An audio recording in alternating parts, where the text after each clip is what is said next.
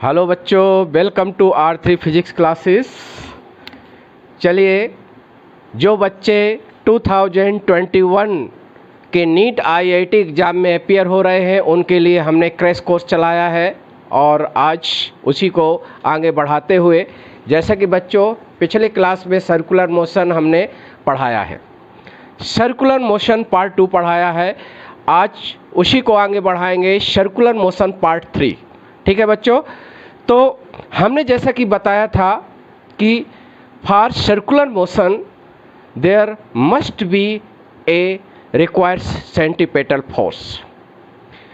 किसी बॉडी को एक सर्कुलर ट्रैक में चलना है, कंटिन्यूस सर्कुलर ट्रैक में चलते रहना है, तो उस बॉडी में एक फोर्स मस्ट है और वो फोर्स का नाम होता है सेंटीपेटल फोर्स। क्योंकि जब कोई बॉडी एक सर्कुलर ट्रैक या सर्कुलर पथ में मूव करती है तो उसको लगातार क्या बच्चों मुड़ना पड़ता है। और हमने जैसा कि बताया था कि for changing direction only we require a centripetal force. तो यहाँ हम कुछ दैनिक जीवन डेली लाइफ में कुछ ऐसे एग्जाम्पल लेने जा रहे हैं जहाँ पर सेंटीपेटल फोर्स जो है एक्ट करता है और डिफरेंट टाइप सेंटीपेटल फोर्स जो होते हैं वो डिफरेंट टाइप सोर्स से सेंटीपेटल फोर्स मिलते हैं और हम देखेंगे कि ये सेंटीपेटल फोर्स का सोर्स क्या होता है। ठीक है बच्चों, जैसे यहाँ हमें क्या लेना है, सेंटीपेटल फोर्स, सेंटीपेटल फोर्स। ठीक है, इन डेली लाइफ, डेली जो लाइफ में एग्जाम्पल है। ठीक है, दैनिक जीवन में कुछ ऐसी मोशन होती हैं जिसमें हमें क्या है, इस मोशन में ये कौन सी मोशन होती है, सर्कुलर मोशन होती है और there are different source which provide us require centripetal force. ठीक है, जैसे एक मोशन ये होती है बच्चों, क्योंकि आपको हम टू द पॉइंट बताएंगे, क्योंकि आप एग्ज़ाम IIT नीट देने जा रहे हो जल्दी, इसलिए कुछ हमारी यहाँ जो ट्रिक है वो आपको लर्न करना है। जैसे फर्स्ट कुछ ऐसे एग्जाम्पल है कि a body move in circular पथ विद हेल्प ऑफ स्ट्रिंग। जैसे एक धागा होता है बच्चों, स्ट्रिंग होती है और उसके एक एंड को पकड़ते हैं, दूसरे एंड में एक मास को बांधकर हम एक हॉरिजॉन्टल सर्किल में मूव कराते हैं। ठीक है, तो फॉर मोशन, सर्कुलर मोशन के लिए there require centripetal force meet from tension produce in string.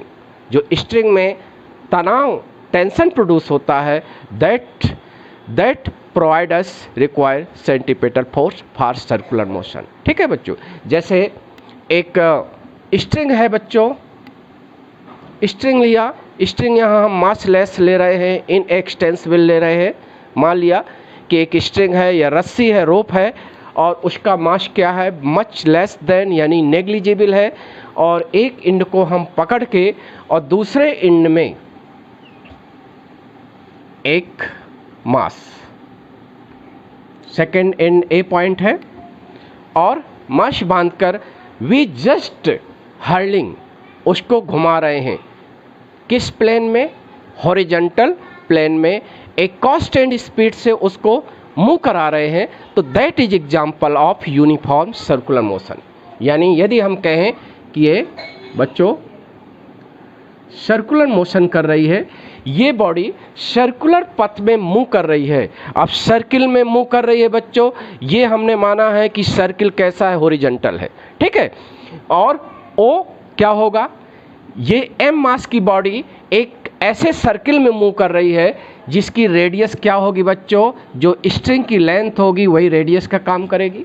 ठीक है, और ये जब सर्कुलर ट्रैक में मूव करेगी बच्चों तो इसको सर्कुलर पथ में बनाए रखने के लिए there require a centripetal force. हमने कहा था किसी बॉडी को यदि सर्कुलर ट्रैक में चलना है तो उसमें लगातार कंटिन्यू एक फोर्स की ज़रूरत है और वो बॉडी को सर्कुलर ट्रैक में बनाए रखता है, दैट इज कॉल्ड सेंटीपेटल फोर्स। और कहीं ना कहीं डिफरेंट सर्कुलर मोशन के बच्चों सेंटीपेटल फोर्स के लिए सोर्स होते हैं, सोर्स ऑफ फोर्स होते हैं। जैसे ये एल रेडियस के सर्किल में एक स्पीड होगी। और बच्चों जब कहते हैं कि कांस्टेंट स्पीड से कोई बॉडी मूव कर रही है तो ये स्पीड एंगुलर स्पीड भी हो सकती है, लीनियर स्पीड भी हो सकती है। तो ये मान लो ओमेगा एंगुलर स्पीड और भी लीनियर स्पीड से, कांस्टेंट स्पीड से एल रेडियस के सर्किल में मूव कर रहा है, ठीक है बच्चों।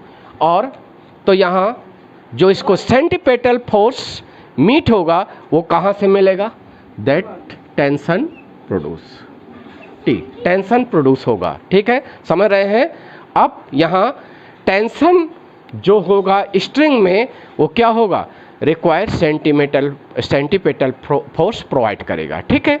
तो आपको मालूम है मेन कंसेप्ट क्या है, एम मास की बॉडी आर रेडियस के सर्किल में यदि मूव कर रही है तो बच्चों उसको कितना सेंटीपेटल फोर्स चाहिए, M V square upon R, this required centripetal, ये वैल्यू होती है।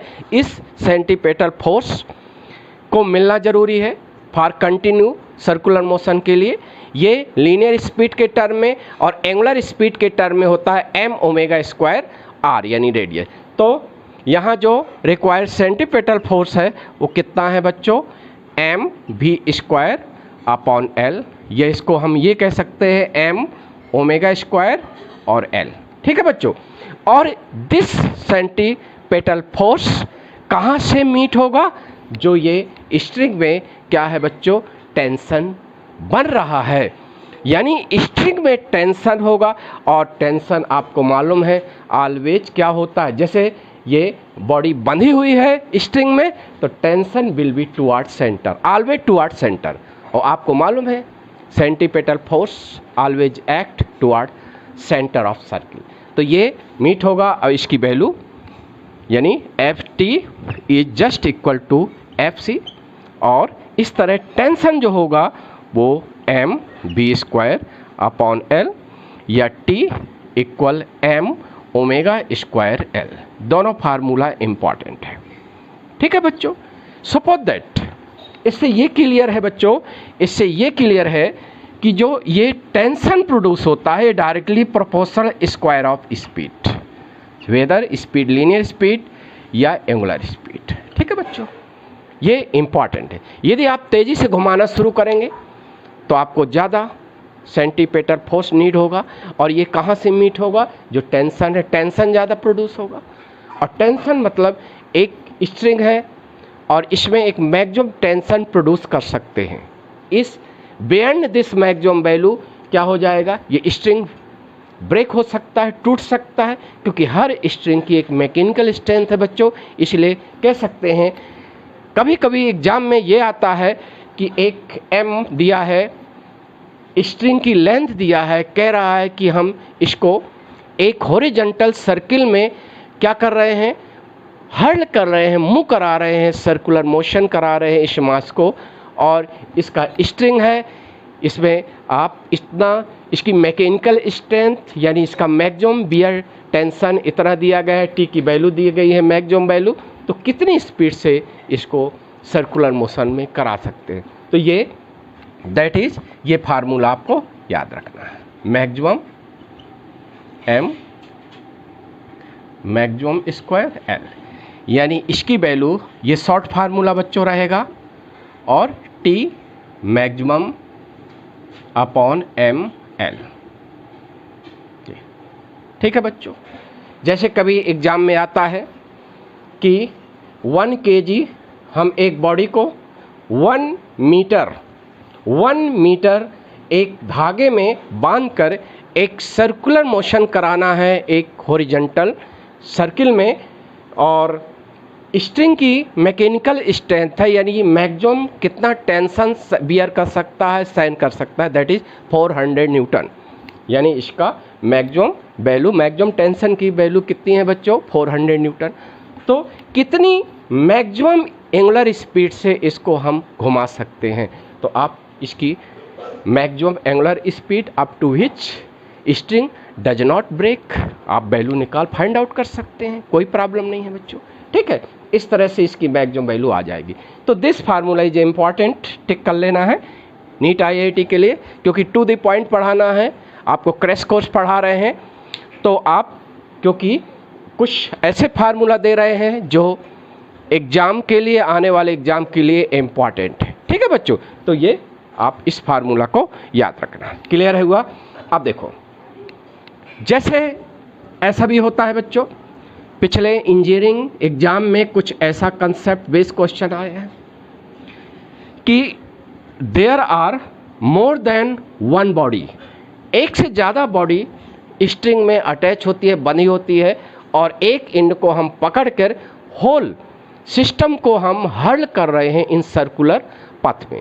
तो आपको tension, there is two part of string, और एक स्ट्रिंग में एक टेंशन प्रोड्यूस होता है, समझ रहे हैं? ये दो स्ट्रिंग पार्ट है, there will be two tension.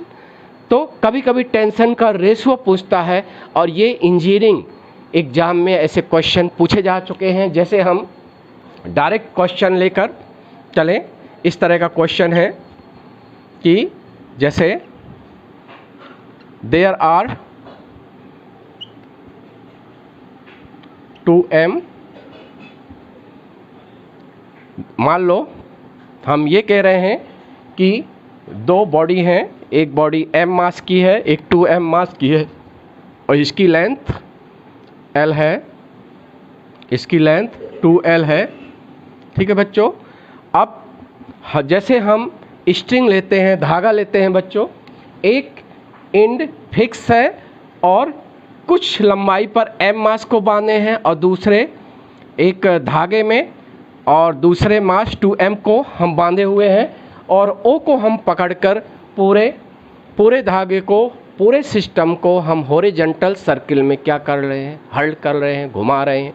तो क्या हो जाएगा, ये देखिए इस तरह, दिस इज, ठीक है, इसको हम सेंटर मानकर पकड़कर पूरे सिस्टम को क्या कर रहे हैं बच्चों, एक हॉरिजॉन्टल सर्किल में मूव करा रहे हैं।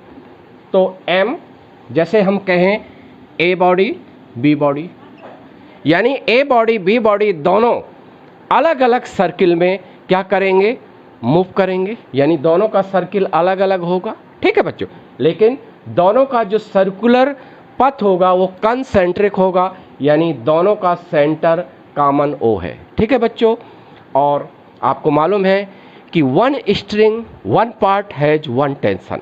तो आपको मालूम है O से B तक एक धागा का पार्ट है, वन स्ट्रिंग पार्ट है, तो एक टेंशन होगा, ये टेंशन दैट इज T2, और ये T2 होगा, और ये T1 होगा। देखिए बच्चों, एक चीज़ याद रखना है, जब एक धागे में, एक स्ट्रिंग में एक बॉडी को अटैच करते हैं तो टेंशन क्या होती है, रिएक्शनरी फोर्स है, और tension always, direction of tension will be always toward string. जैसे यहाँ धागे से ये बॉडी बनी हुई है तो टेंशन ऑलवेज धागे की ओर रहता है, टुवर्ड स्ट्रिंग होता है। यहाँ भी टेंशन होगा क्योंकि ये बॉडी इस धागे से बनी हुई है। ठीक है बच्चों, तो इस तरह से समझ लीजिए ए बॉडी कैसे सर्किल में मूव कर रही है, जिसकी रेडियस यानी सेंटर इस सर्किल का क्या होगा बच्चों, O होगा, और O से यहाँ तक की डिस्टेंस क्या होगी, L + 2L यानी 3L होगा। B body also move in circle of radius L। ठीक है, अब देखिए जैसे हम AO एंड को पकड़े हुए हैं, एक कांस्टेंट स्पीड से घुमा रहे हैं, तो दोनों बॉडी की कौन सी स्पीड कॉमन होगी, दैट इज एंगुलर स्पीड, यानी एंगुलर स्पीड सेम होगी, कॉमन होगी। बट बच्चों लीनियर स्पीड डिफर होगी। याद रहे हमने उस दिन बताया था आपको सर्कुलर मोशन में, कि सर्कुलर मोशन में ये बच्चों बताया था कि जब इलेक्ट्रिक फैन इज रनिंग, जब हम कहते हैं electric fan is running with constant speed, तो कौन सी स्पीड इलेक्ट्रिक फैन के ब्लेड के सारे पॉइंट की सेम होती है, वो एंगुलर स्पीड होती है, बट ब्लेड जो होती है फैन के ब्लेड पर जितने भी पॉइंट होते हैं वो अलग अलग सर्किल में मूव करते हैं और अलग अलग सर्किल में है, लेकिन सबका एंगुलर स्पीड सेम है और आपको मालूम है लीनियर स्पीड डिफर होती है। ठीक है बच्चों, सेंटर से जितना आगे जितनी दूर पॉइंट होता है वो उतना ही उसकी लीनियर स्पीड ज़्यादा होती है, क्योंकि ओमेगा यदि सेम है सारे पॉइंट का तो linear speed directly proportional to radius of circle, radius of circle के डायरेक्टली प्रोपोर्शनल होता है। ठीक है बच्चों, तो यहाँ इम्पॉर्टेंट ये है, जैसे हम कहें कि आपको मालूम है सर्कुलर मोशन है, कोई भी बॉडी सर्किल में रन हो रही है तो there must be a net force होना चाहिए, एक परिणामी बल होना चाहिए which always act toward centre. जब नेट फोर्स टुवर्ड सेंटर होगा, यही फोर्स किस में यूजफुल होगा? This force will be useful for require centimetre force. ठीक है बच्चों, तो यहाँ हम नोटिस करेंगे, जैसे हम यहाँ ऑब्जर्व करें कि जैसे कहें फॉर बॉडी, एक चीज कॉमन है बच्चों, उसको कहते हैं फ्री बॉडी डायग्राम। अभी लॉ ऑफ मोशन जब पढ़ेंगे, आप लोग भी एनसीईआरटी पढ़ चुके हैं 11th-12th में, तो किसी बॉडी पर जितने भी लगने वाले फोर्सेज हैं उसको डायग्राम में दर्शाना वो कहलाता है एफबीडी का full form free body diagram. ठीक है बच्चों, जैसे हम कहें फॉर बॉडी ए, देखिए ए बॉडी है, यहाँ हमें देखना है वो फोर्स जो सेंटर की ओर बन रहा है। देखिए ए बॉडी में कौन सा फोर्स है? T1 लग रहा है, और T1 किस डायरेक्शन में एक्ट कर रहा है? टुवर्ड सेंटर हो। समझ रहे हैं बच्चों? तो ये जैसे हम ए बॉडी के लिए एफबीडी बनाएंगे तो देखिए बच्चों ये 2m है और इसका ये सर्कुलर पथ है, और थोड़ी देर के लिए हम इसको सेंटर माने तो इसकी स्पीड ओमेगा है और रेडियस क्या है बच्चों?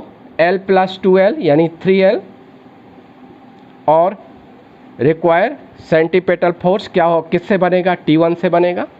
केवल ओनली T1 नेट फोर्स है, रेडियली नेट फोर्स कौन सा है? T1 है, क्योंकि आपको मालूम है रेडियली जो फोर्स होते हैं टुवर्ड सेंटर वही सेंटीपेटल फोर्स का काम करते हैं। तो देयर विल बी क्या होगा?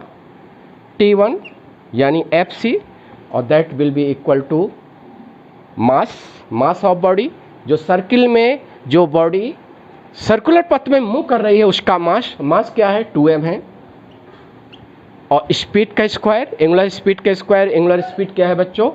एंगुलर स्पीड है ओमेगा स्क्वायर, और रेडियस क्या है बच्चों? रेडियस है दैट इज 3L। तो this will be equal to, हम क्या लिख सकते हैं? T1 will be equal to 6m omega square और L, ये आ गया पहला। ठीक है, T1 की वैल्यू क्या है? 6m ओमेगा स्क्वायर L होगा। अब यहाँ जैसे हम कहें फॉर बॉडी बी बॉडी के लिए हम देखें, बी बॉडी के लिए देखें तो बी बॉडी का क्या होगा? देखिए ये m मास है, ये भी सर्किल में मूव कर रही है, ठीक है बच्चों, और किस स्पीड से? ओमेगा स्पीड से। ये सेंटर है और इसकी रेडियस क्या होगी? L होगी। भाई सेंटर से इस बॉडी B की डिस्टेंस कितनी है? L है। क्लियर है? अब हम क्या कहेंगे? जो B बॉडी पर 2 फोर्स है रेडियली, 1 फोर्स टुवर्ड सेंटर है और अनदर फोर्स क्या है बच्चों? T2 है, और ये फोर्स क्या है?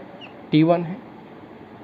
ठीक है बच्चों, यानी दिस फोर्स T2 है और ये फोर्स क्या है? T1 है। क्योंकि आप देखेंगे B बॉडी पर, ये B बॉडी 2 धागों से अटैच है, एक टेंशन T1 जो अवे फ्रॉम सेंटर है, आउटवर्ड फ्रॉम सेंटर, और T2 क्या है? Toward centre. तो दोनों फोर्स क्या है? 180 डिग्री पर है, तो नेट फोर्स क्या होगा बच्चों? क्योंकि नेट फोर्स किस डायरेक्शन में बनना चाहिए? Net force must B act toward center of circle, तो टुवर्ड सेंटर ऑफ सर्किल ये होगा, यानी T2 must be larger than T1। तो नेट फोर्स क्या होगा? नेट फोर्स होगा, देखिए बच्चों, T2 minus T1, T2 minus T1, और इक्वल क्या होगा? ये नेट फोर्स है बच्चों, किस पर एक्ट कर रहा है? m मास पर, और ये किस में खर्च हो रहा है? Now net force spend as required centimetre force, और रिक्वायर्ड सेंटीमीटर फोर्स किसके इक्वल होता है बच्चों? ये होता है जो बॉडी सर्किल में मूव कर रही मास स्पीड का स्क्वायर यानी ओमेगा स्क्वायर और रेडियस, तो ये हो जाएगा बच्चों m ओमेगा स्क्वायर l हो जाएगा, ठीक है। और क्योंकि हमारा T1 फाइंड आउट हो चुका है, T2 निकालना है, तो T2 will be equal to m omega square l plus T1, ठीक है बच्चों। और T1 की वैल्यू रखोगे तो T2 will be equal to 6m omega square l, तो ये हो जाएगा 7m ओमेगा स्क्वायर l, ठीक है बच्चों। मेन क्वेश्चन क्या आता है? इंजीनियरिंग एंट्रेंस एग्जाम में ये क्वेश्चन आ चुका है कि find out the ratio of T1 ratio T2। हमें क्या निकालना है? T1 और T2 का रेशियो निकालना है। तो रेशियो निकालना है बच्चों, तो क्या करेंगे? डिवाइड करेंगे, यानी T1 डिवाइडेड T2, ठीक है बच्चों, T1 डिवाइडेड T2। तो T1 डिवाइडेड T2 क्या हो जाएगा? ये हो जाएगा, हम यहाँ क्या करेंगे? T1 अपॉन T2, तो ये हो जाएगा, जब डिवाइड करेंगे तो 6/7, तो आंसर क्या आ जाएगा? T1 ratio T2 ratio that is will be 6/7, क्या हो जाएगा? 6/7, ये आंसर आ जाएगा। कोई भी क्वेश्चन आता है, चाहे 3 धागे वाला क्वेश्चन हो बच्चों, जैसे आपको ऐसा भी हो सकता है, एक m है, 2m है, एक 3m हो, ठीक है, ऐसे आपको क्वेश्चन कर लेना है। 3m हो तो there will be 3 part of string, so there are 3 tension T1, जैसे यहाँ से होगा T1, T2, T3। तो इसी तरह से आपको शुरुआत कहाँ से करना है? जो सबसे आगे बॉडी होगी, सबसे किनारे बॉडी होगी, उस बॉडी से आपको स्टार्ट करना है, फाइंड आउट करना। जैसे एक 3m है तो 3m पर क्या होगा? T1। 2m पर बच्चों क्या होगा? T2 यहाँ आएगा, तो यहाँ हो जाएगा T2 माइनस T1, और यहाँ क्या हो जाएगा? T3 हो जाएगा, ये T2 आ जाएगा, तो इसमें क्या हो जाएगा? T3 minus T2। तो इस तरह से आप इक्वेशन बनाएंगे और T1 ratio T2 ratio T3 find out कर लेंगे, ठीक है, क्लियर है। तो इस तरह से ये नॉलेज बेस्ड क्वेश्चन होते हैं। और इसकी हम फिर से रिपीट कर दें, whenever a body is attach to one end of string, एक धागा लेते हैं, एक एंड में बांध देते हैं, दूसरे एंड को पकड़कर हम हॉरिजॉन्टल सर्किल में घुमा रहे हैं एक सर्टेन एंगुलर स्पीड से, तो वहाँ पर जो उस बॉडी को सेंट्रीपेटल फोर्स मिलता है वो कहाँ से मिलता है? जो स्ट्रिंग में टेंशन होता है। और जब तक स्ट्रिंग में टेंशन है, जब तक वो बॉडी सर्कुलर पथ पर बनी रहती है। कभी देखते हैं सम टाइम धागा टूट जाता है, स्ट्रिंग ब्रेक हो जाती है, तो वो जो पत्थर होता है या बॉडी होती है टेंजेंशली फ्लाई अप हो जाती है। आपने 11th में पढ़ा होगा, 11वीं में सब दिया गया, ठीक है।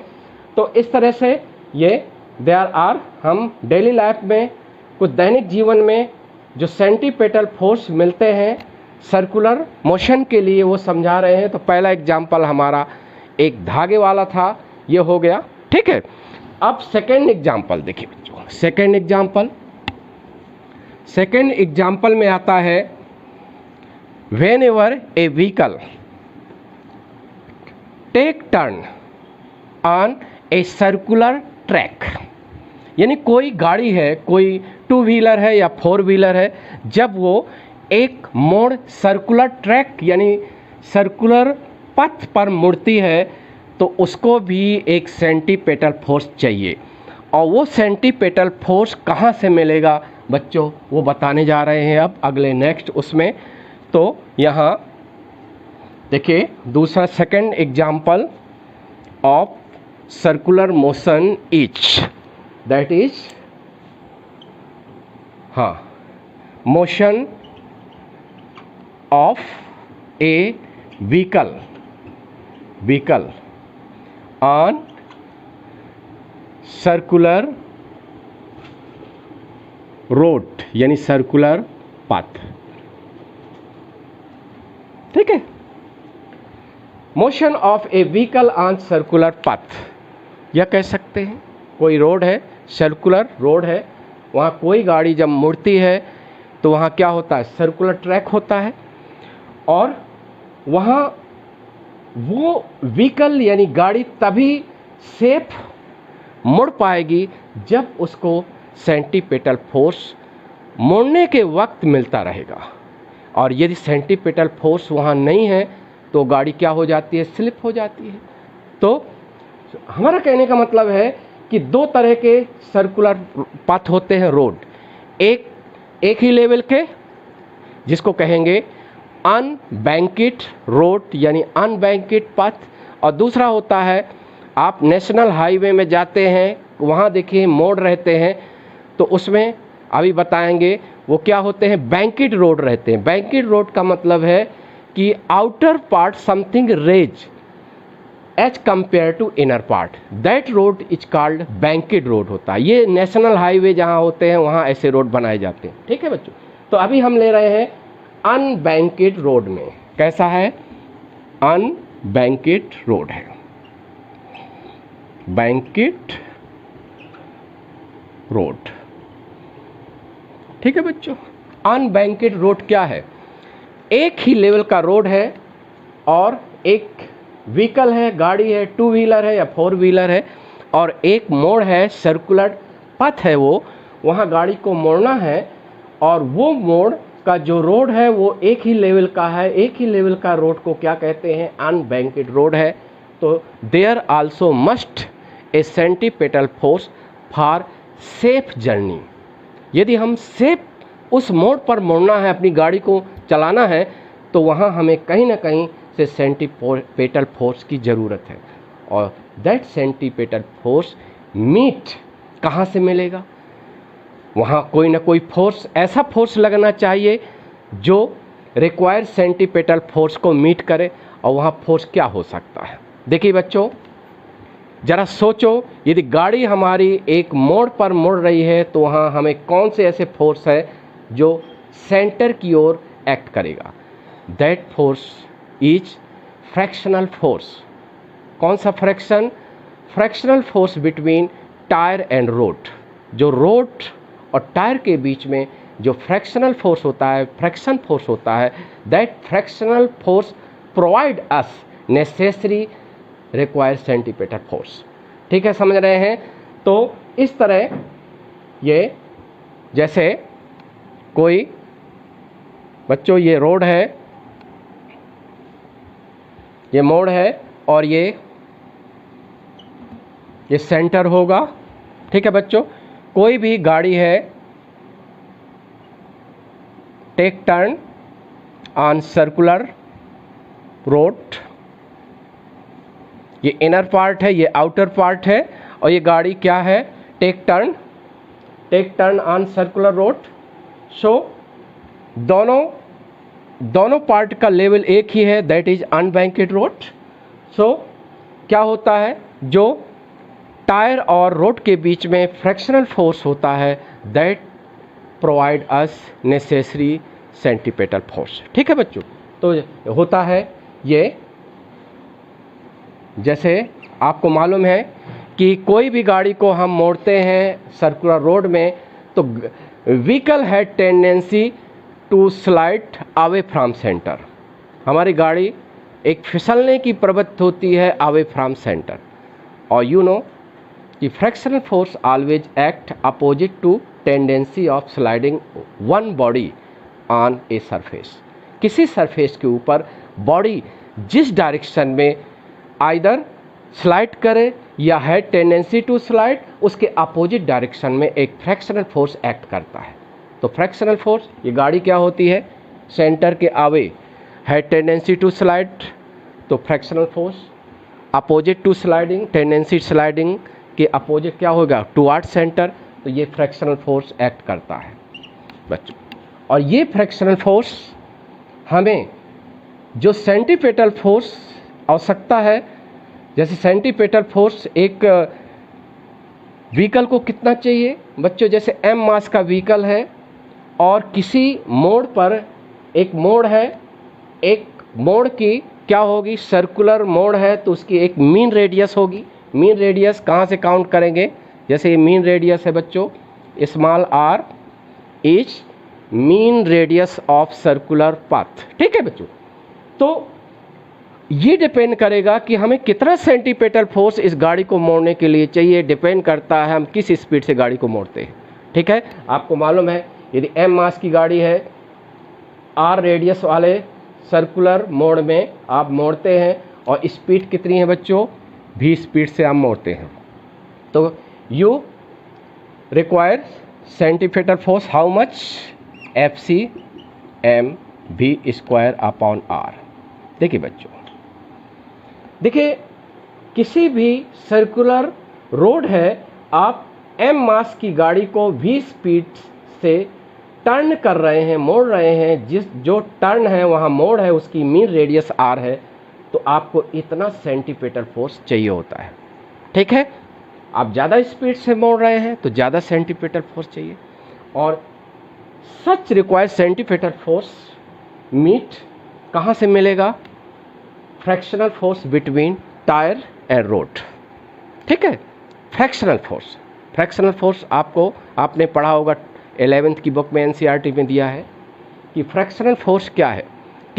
जब एक बॉडी, कोई भी बॉडी दूसरी एक सरफेस पर टच करती है, फिजिकल कांटेक्ट में होती है, और तो दोनों सरफेस के बीच में क्या होता है, फिसलने की प्रवृत्ति होती है, tendency to slide body over on the surface, तो एक फ्रैक्शनल फोर्स लगता है। और ये फ्रैक्शनल फोर्स की एक मैक्सिमम वैल्यू है, that is limiting fractional force है, ठीक है। तो ये कहाँ से प्रोवाइड होगा, ये fractional force provide us required centripetal force, यानी F क्या है, फ्रैक्शनल फोर्स है। ये किस में खर्च होगा, fractional force will be spent in the form of required centripetal force, और इस तरह ये होगा। अब condition for no slipping vehicle,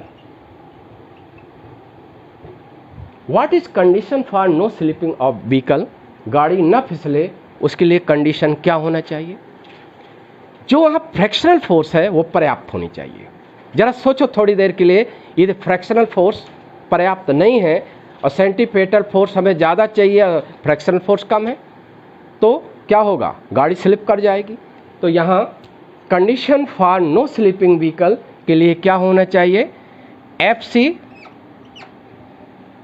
must be equal या less than F maximum value, और फ्रैक्शनल फोर्स की मैक्सिमम वैल्यू को कहते हैं बच्चों लिमिटिंग फ्रैक्शन। क्या कहते हैं, लिमिटिंग फ्रैक्शन कहते हैं।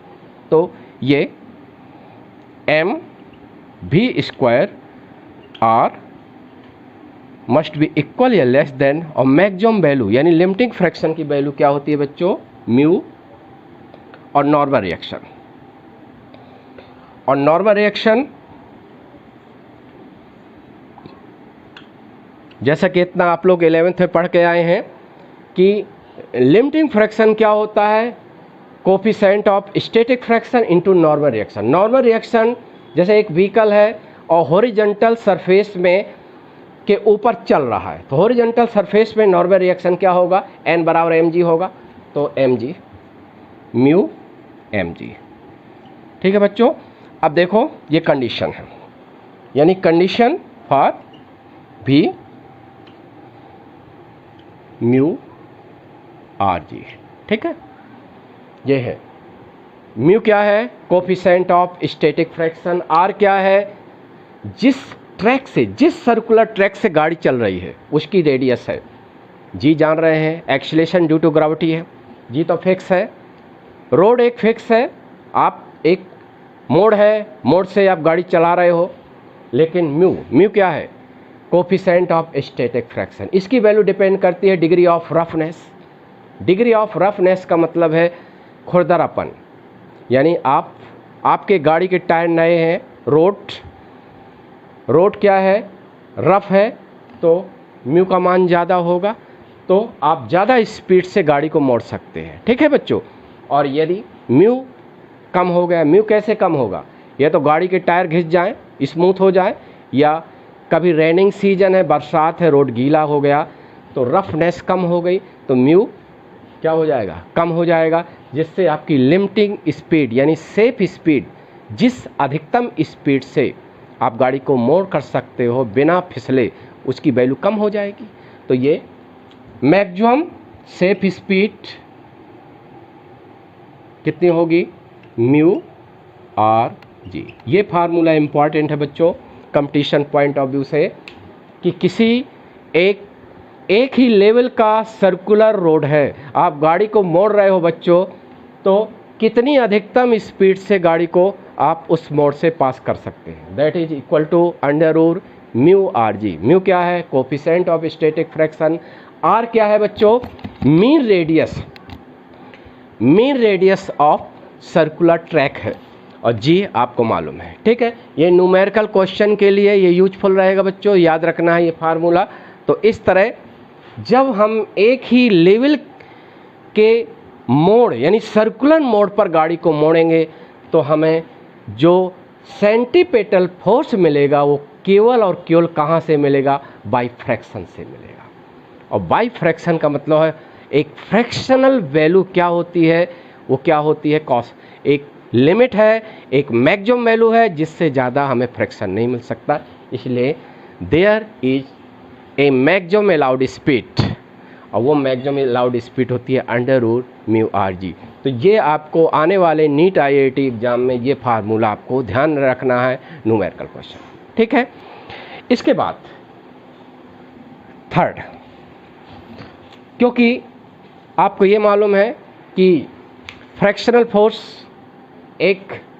फोर्स पर आप ज़्यादा डिपेंड नहीं रह सकते, क्योंकि due to passage of time कभी कभी रोड का कोई भरोसा नहीं है, स्मूथ हो जाए, टायर भी आपके गाड़ी टायर पुराने हो जाते हैं तो घिस जाते हैं, तो कभी कभी there is no require frictional force, there is no sufficient frictional force, so you need some extra source of centripetal force. कुछ हमें अदर सोर्स, सेंटीपेटल फोर्स के अदर सोर्स की ज़रूरत होती है।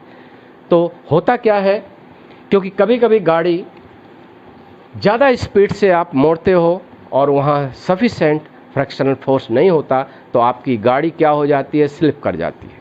ठीक है, और स्लिप करेगी, और देखते होंगे स्लिप करने का मतलब है वो ऑटोमेटिकली एडजस्ट होती है व्हेन एवर हम ज़्यादा स्पीड से गाड़ी, और क्या होते हैं कि हम शॉर्ट टर्न लेते हैं। शॉर्ट टर्न का मतलब है हम जल्दी मोड़ते हैं, आर कम है, स्पीड ज़्यादा है, तो हमें ज़्यादा सेंटीपेटल फोर्स चाहिए, और वहाँ पर उस सेंटीपेटल फोर्स को पूरा करने के लिए वहाँ फ्रैक्शनल फोर्स कम है, तो ऑटोमेटिकली गाड़ी किधर जाती है? स्लिप होती है बाहर की ओर। स्लिप होगी तो आर क्या हो जाएगी? जैसे आर की वैल्यू क्या है? आर की वैल्यू बढ़ जाएगी। जब आर की वैल्यू बढ़ जाएगी तो ऑटोमेटिकली जो सेंटीपेटल फोर्स है वो कम हो जाएगा। जिससे सेंटीपेटल फोर्स कम हो जाएगा तो आपको क्या हो जाएगा? रिक्वायर, जो सेंटीपेटल फोर्स कम होने का मतलब है वहाँ जो फ्रैक्शनल फोर्स है उससे सेंटीपेटल फोर्स मीट हो जाएगा, मिल जाएगा। ठीक है बच्चों, तो इस तरह से आपको याद रखना है कि ये दूसरे नंबर पर जब हम एक ही लेवल के रोड से टर्न लेते हैं तो वहाँ पर सिर्फ जो सेंटीपेटल फोर्स मीट होता है बाय फ्रैक्शन। अब क्या होता है? मोशन ऑफ व्हीकल या whenever a vehicle take turn on a circular path. और कैसा रोड है वो? बैंकेड रोड है। बैंकेड रोड, बैंकेड रोड का मतलब है वेन एवर ऐसा मोड़, ऐसा रोड है। ये ज़्यादातर नेशनल हाईवे में ऐसे रोड लिए जाते हैं कि बैंकेड रोड क्या है?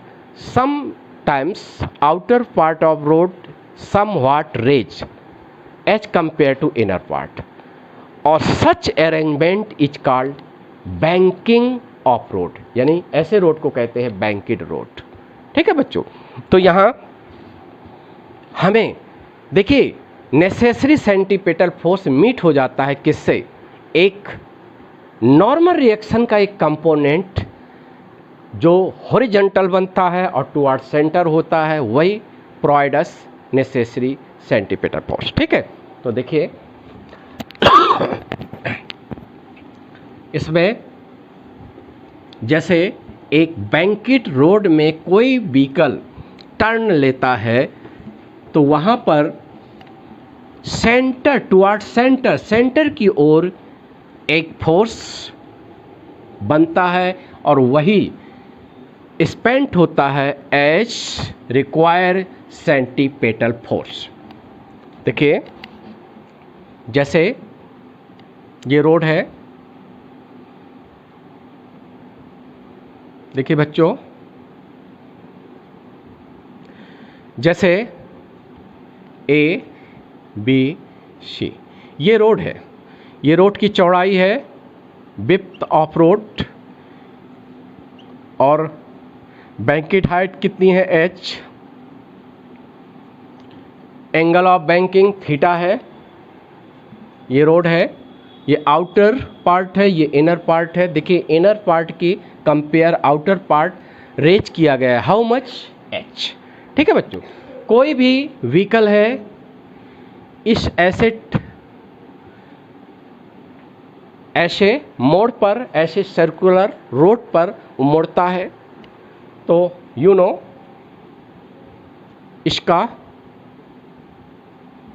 एक मास होगा, मास होगा बच्चों। और जब मास होगा तो यू नो एक वेट होगा। वेट कहाँ एक्ट करता है? टुवर्ड्स सेंटर ऑफ अर्थ, यानी सेंटर ऑफ ग्रेविटी पर एक्ट करता है। यहाँ पर ये mg होगा। देखिए बच्चों mg होगा। यू नो ये रोड को क्या कर रहा है? प्रेस कर रहा है, दबा रहा है डाउनवर्ड। तो रोड क्या करेगा? एक रिएक्शनरी फोर्स एग्जर्ट करेगा on vehicle, that will B क्या होगा? नॉर्मल टू द रोड, और किधर होगा? अपवर्ड होगा बच्चों। तो ये दैट विल एक्ट, ये नॉर्मल रिएक्शन, नॉर्मल रिएक्शन होगा बच्चों, नॉर्मल रिएक्शन। ठीक है बच्चों, ये नॉर्मल रिएक्शन है। ये वर्टिकल फोर्स है, वेट है व्हीकल का mg, जो वर्टिकली डाउनवर्ड एक्ट कर रहा है बच्चों। और ये भी थीटा होगा, दिस इज थीटा। थीटा क्या है? जितना बैंकेड एंगल ऑफ बैंकेड रोड। ठीक है, अब यहाँ हम देखते हैं, देखिए बच्चों बड़ा इंटरेस्टेड ये टॉपिक है, क्योंकि ये थीटा होगा तो ये भी थीटा होगा। Normal reaction is one of the force, और फोर्स को हम रिजॉल्व कर सकते हैं into two rectangular components here. So now n के हम दो कंपोनेंट्स लेंगे। One component will be in this direction vertically upward, vertically upward n cos theta. जैसा कि कोई भी गाड़ी प्लेन रोड में चल रही है, मतलब मोड नहीं है, सिंपली एक रोड पर आप गाड़ी दौड़ा रहे हो, तो क्या होता है? वर्टिकली व्हीकल क्या होता है? इक्विलिब्रियम में होता है, साम्यावस्था में होता है। क्यों होता है भाई? अप डाउन मोशन जीरो होती है। ऐसे तो होता नहीं है कि बच्चों गाड़ी ऊपर जा रही है या नीचे धंस रही हो। तो यानी vertically that vehicle is in equilibrium state. इसका मतलब है net force, vertically net force क्या होता है बच्चों? जीरो होता है। तो जितना अपवर्ड फोर्स होगा उतना डाउनवर्ड फोर्स होगा। और अपवर्ड फोर्स बच्चों क्या है? रोड द्वारा लगाया गया नॉर्मल रिएक्शन n है, और डाउनवर्ड फोर्स क्या है? जो ग्रेविटी द्वारा डाउनवर्ड फोर्स उस व्हीकल का क्या है बच्चों? वेट है mg। तो ये एन कॉस थीटा क्या करेगा, ये बैलेंस करेगा गाड़ी के वेट को, mg को बैलेंस करेगा। और सेकंड कंपोनेंट देखिए, ये वर्टिकल कंपोनेंट और हॉरिजॉन्टल कंपोनेंट क्या होंगे, mutual perpendicular to each other. तो सेकंड कंपोनेंट बच्चों ये एन साइन थीटा होगा, और ये सेंटर है, सेंटर की ओर होगा, horizontally act toward center of circle. तो देखिए, आपको एक गाड़ी है और इक्विलिब्रियम स्टेट में है, तो हर फोर्स को बैलेंस होना जरूरी है। जैसे वर्टिकली इक्विलिब्रियम मतलब अपवर्ड, वर्टिकली इक्विलिब्रियम का मतलब upward force must be equal to downward force. और जो हॉरिजॉन्टल कंपोनेंट है एन साइन थीटा, ये किस में खर्च होगा, N sine theta will be spend as require centripetal force, as require centripetal force. तो यहाँ देखिए बच्चों, N cos theta must be equal to that is mg and N sine theta must be equal to require centripetal force. और बच्चों, यदि m मास का vehicle है और एक ऐसा मोड है जो सर्कुलर ट्रैक है, सर्कुलर रोड है, उसकी मीन रेडियस यदि स्मॉल r है और भी स्पीड से हम उस गाड़ी को उस मोड़ पर मोड़ रहे हैं, तो हमें कितना सेंटीपिटल फोर्स चाहिए बच्चों, mv²/r। और इसी को पूरा करेगा एन साइन थीटा। यहाँ मान रहे हैं फ्रैक्शनल फोर्स नहीं है, केवल necessary centripetal force meet by N sine theta. N sine theta is one of the component of normal reaction. ठीक है बच्चों, तो यहाँ ये क्लियर है। अब देखो, यहाँ से दोनों इक्वेशन से हम ये कर सकते हैं, जैसे इसमें इसको डिवाइड कर दें तो एन एन कैंसिल हो जाएगा और sign theta upon cos theta. ये आप मैथमेटिक्स या नीट वाले भी बच्चे हैं, इतना तो तैयारी है, यहाँ इसको हम क्या कर सकते हैं, sine theta upon cos theta that will be equal to v²/rg। और यहाँ बच्चों sine theta upon cos theta that is tan theta, tan theta v²/rg। पहले आपको इसी फार्मूला में टिक कर लेना है। आने वाले एग्जाम के लिए फार्मूला इंपॉर्टेंट है कि एंगल ऑफ बैंकिड रोड, यानी जैसे कभी कभी आ जाता है, एक व्हीकल है, एक गाड़ी है, दे देगा 500 kg की एक व्हीकल है, और मान लीजिए एक 1 मीटर या 10 मीटर मीन रेडियस वाले एक बैंकिड रोड में हमें मोड़ना है उस गाड़ी को, जहाँ g का मान 10 मीटर पर सेकेंड स्क्वायर है। तो what is value of theta, यानी एंगल ऑफ बैंकिड रोड कितना होना चाहिए, तो आप 10 थीटा, थीटा की वैल्यू निकाल सकते हो। ठीक है, इसके बाद एक और फार्मूला इंपॉर्टेंट है, rg tan थीटा। ठीक है बच्चों, यदि आप if you want to get safe journey, if you want to get safe journey on banked road, जैसे कोई नेशनल हाईवे है बच्चों और कोई मोड़ आया, आप कार को मोड़ना है, सेफ जर्नी करना है, तो वहाँ की एक रेडियस है और थीटा दिया गया है, तो ये इतनी स्पीड से गाड़ी को वहाँ मोड़ो तो आपकी सेफ जर्नी होगी। इसी स्पीड को अभी देखेंगे ऑप्टिमम स्पीड कहते हैं, दैट इज ऑप्टिमम स्पीड। ठीक है, क्लियर है। ये ऐसी स्पीड है कि आपकी जो टायर होंगे और रोड होगा उसमें कोई क्या होगा, बियर टियर नहीं होगा, यानी कोई क्या है, घिसेंगी नहीं आपके टायर, क्योंकि ये स्पीड ऐसी है कि आपकी गाड़ी smoothly take turn, completely turn हो जाएगा। ठीक है, अब देखो, तो यहाँ ये भी आपको याद रखना है। मान लो समटाइम्स, कभी कभी ऐसा भी होता है, कह देता है कि रोड की चौड़ाई b दिया है, तो कह दे आउटर पार्ट इनर पार्ट की तुलना में हाउ मच रेज, कितना रेज किया गया है, तो आपको याद रखना है tan थीटा। जो फार्मूला इंपॉर्टेंट है, क्योंकि क्रैश कोर्स पढ़ा रहे हैं बच्चों, इसलिए इंपॉर्टेंट फार्मूला आपको मेंशन कर दे रहे हैं। tan theta will be equal to h/b। तो इस तरह आप ऐसे लिख सकते हैं H/B is equal to V²/RG। ठीक है, कभी कभी ये फार्मूला भी यूजफुल है कि इतनी स्पीड से गाड़ी को मोड़ना है, मोड़ सकती है, ये सेफ स्पीड है। ये बच्चों क्या है, सेफ स्पीड है। मीन रेडियस दिया गया है, रोड की विड्थ दिया गया है, चौड़ाई दिया गया है, कह देगा आउटर पार्ट इनर पार्ट की तुलना में कितना रेंज है, तो निकाल सकते हो। क्लियर है कि नहीं? इस तरह से ये हो जाएगा। अब फोर्थ देखिए बच्चों, फोर्थ क्या है? फोर्थ में देखिए बैंकेट रोड है, यानी आपका बैंकेट रोड है और फ्रैक्शन भी है।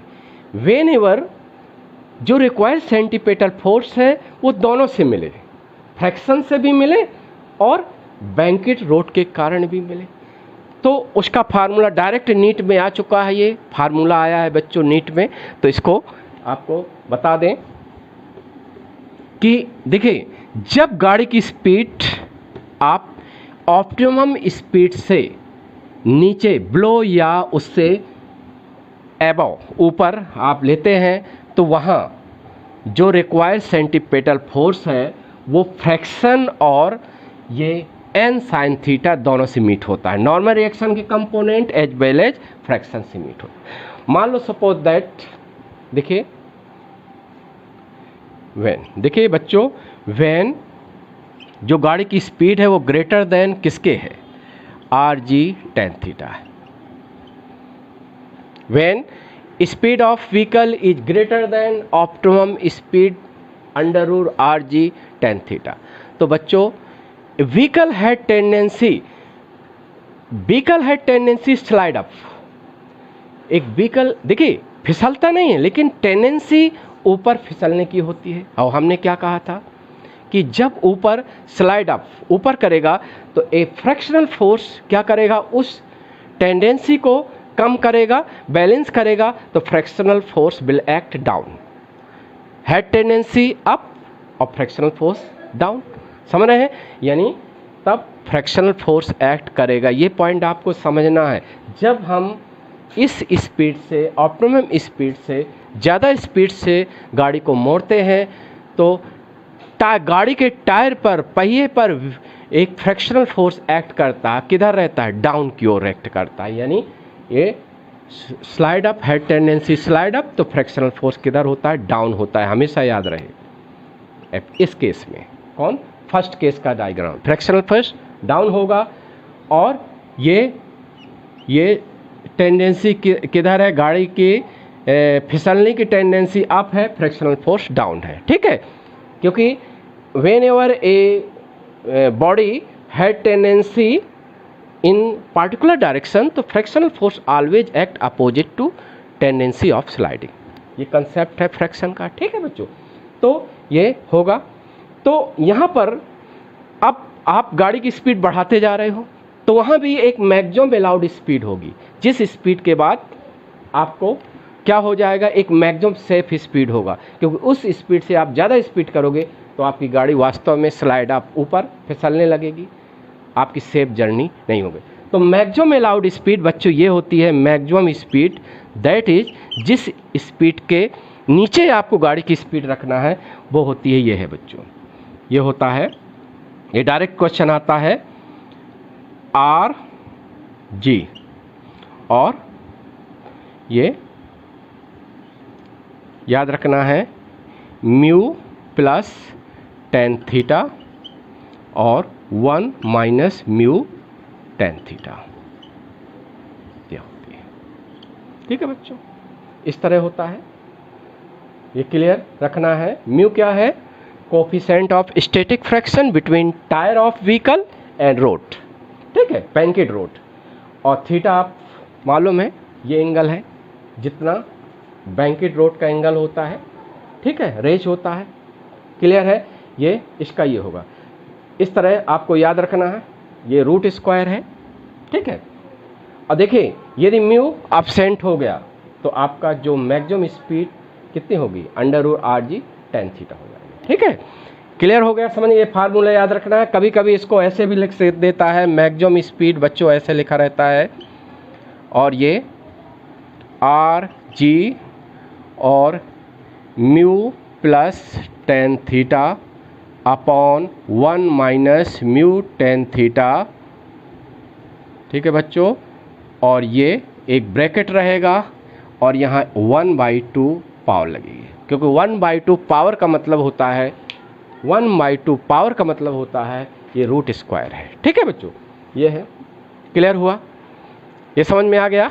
ठीक है, ये डायरेक्ट नीट में फार्मूला पूछा गया है, ये आया है, आ चुका है क्वेश्चन कि व्हेन एवर एक बैंकिड रोड है जिसका फ्रैक्शनल कोफिशिएंट म्यू है और कितनी मैक्सिमम स्पीड से व्हीकल को टर्न कर सकते हैं, वो मैक्सिमम अलाउड स्पीड ये होगी, ये ऑप्शन, ये ऑप्शन सेम है। ठीक है, अब इसके बाद देखिए इसी में कर दे रहे हैं सेकेंड। आप किसी बैंकिड रोड है, मोड़ है, आप बहुत गाड़ी स्लो भी नहीं चला सकते। Whenever speed of car is less than optimum speed under root R G tan theta से आपकी स्पीड ब्लो है कार की, तो कार है टेंडेंसी टू स्लाइड डाउन, आपकी कार नीचे फिसलना शुरू हो जा सकती है, नीचे फिसलने की टेंडेंसी होगी। यदि आप कार को रोक देंगे तो आपकी कार किधर मोड़ फिसल जाएगी, नीचे हेड टेंडेंसी। और जब कार आप चला रहे हो स्लो, तो जब had tendency to slide down, तो fractional force act opposite to tendency of direction of tendency of sliding, यानी डायरेक्शन ऑफ टेंडेंसी किधर है, स्लाइड होने की, डाउन है, तो फ्रैक्शनल कहाँ होगा, अप होगा। यानी इसका डायग्राम देखिए बच्चों, ये फ्रैक्शनल किधर होगा, कभी एग्जाम में आता है इधर होगा। तो कितनी मिनिमम स्पीड से आप गाड़ी को चला सकते हो, क्योंकि उसके नीचे आप गाड़ी को चलाएंगे तो आपकी कार नीचे फिसलेगी, और ये स्पीड कौन सी होगी बच्चों, मिनिमम होगी, इसी में लिख दे रहे हैं मिनिमम। और यहाँ देखिए बच्चों, यहाँ आपको कर लेना है टेन थीटा माइनस म्यू, और यहाँ प्लस हो जाएगा, इसमें टेन थीटा माइनस म्यू। ठीक है बच्चों, ये कर लेंगे, तो ये मैक्सिमम न लेकर मिनिमम लिखेंगे, क्लियर है।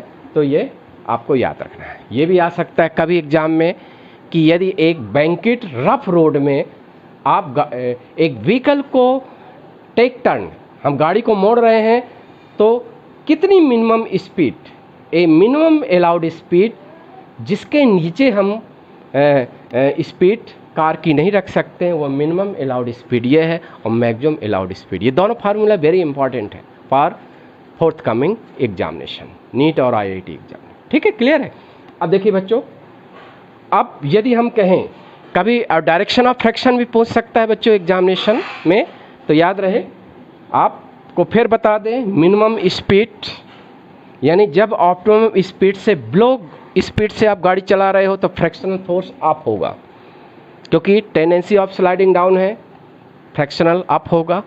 When you are running your car greater than optimum speed, आप ज़्यादा फास्ट चला रहे हो तो your car had tendency to slide up, so frictional force on car act down. ये direction of friction, you have to determine direction of friction, और आप by observation से आप डायरेक्शन ऑफ फ्रैक्शन की डायरेक्शन फाइंड आउट कर सकते हैं। ठीक है बच्चों, अब देखिए, सपोज दैट ऐसा एग्जामिनर आपसे पूछता है कि when speed of car is just equal to optimum speed, third case equal है, तो क्या होगा, जब इतनी स्पीड से गाड़ी चला रहे हैं तो vehicle neither had tendency to slide up nor slide down, ना तो गाड़ी आपकी ऊपर खिसकने वाली है ना नीचे खिसकने वाली है, टेंडेंसी है, तो fractional force on car will be zero. कोई क्या कहेंगे, एफ क्या होगा, जीरो होगा। ये कंसेप्ट है, एक तरह का कंसेप्ट बेस्ड चीज़ें आपको बच्चों बता रहे हैं, समझ में आ गया। ठीक है, इस तरह से ये क्या हो जाता है, ये आपको डायरेक्ट क्वेश्चन आता है। यदि हम कार को एग्जैक्टली इस स्पीड से रन करा रहे हैं बच्चों, तो समझ लो कि फ्रैक्शनल फोर्स कार पर जीरो होता है, क्योंकि इसकी टेंडेंसी नहीं होती स्लाइड, नाइदर है tendency up not tendency down, तो fractional force on car will be zero. ठीक है, इस तरह से ये कंसेप्ट क्लियर हो गया होगा बच्चों। तो आज का हमने आपको we are just taken example of centripetal force, यानी source of centripetal force. Whenever a motion is circular motion, तो वहाँ कहीं ना कहीं सेंटीपेटल फोर्स आता है, और कहीं ना कहीं ये सेंटीपेटल के सोर्स क्या होते हैं, डिफरेंट टाइप फोर्स होते हैं। तो हमने आज एग्जाम्पल बता दिया बच्चों। ठीक है, तो इसको आपको